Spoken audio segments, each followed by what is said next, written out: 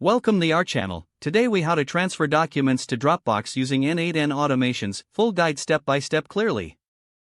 First, log in to your n8n account.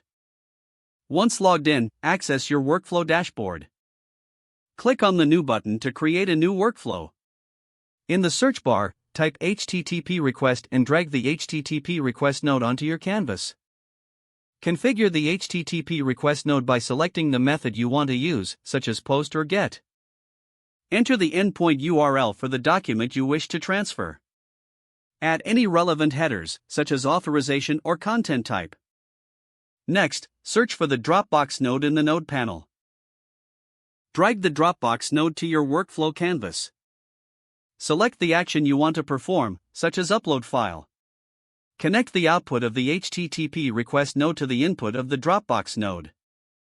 In the Dropbox node configuration, specify the folder path where you want to store the document. Map the data from the HTTP request node to the Dropbox node by selecting the correct fields. If necessary, set up additional options, such as file naming or overwrite conditions.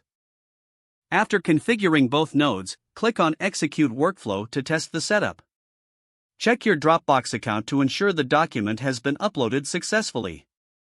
If the test is successful, save your workflow. Your automation is now ready to transfer documents to Dropbox automatically. If the page does not load, refresh the browser or try again in a private or incognito window.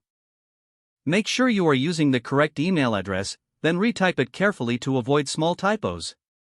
If your password is not accepted, use the reset option and create a new strong password you can remember. Check your spam folder for verification or security emails, then complete any requested confirmation steps. Enable two-factor authentication if available to improve account security and reduce unauthorized access risk. After signing in, review your profile details so your contact information and settings are accurate and current. If you see an error message, note it down and try again after restarting your device and internet connection. Log out when you finish, especially on shared devices, to keep your account and payment information secure. If the page does not load, refresh the browser or try again in a private or incognito window.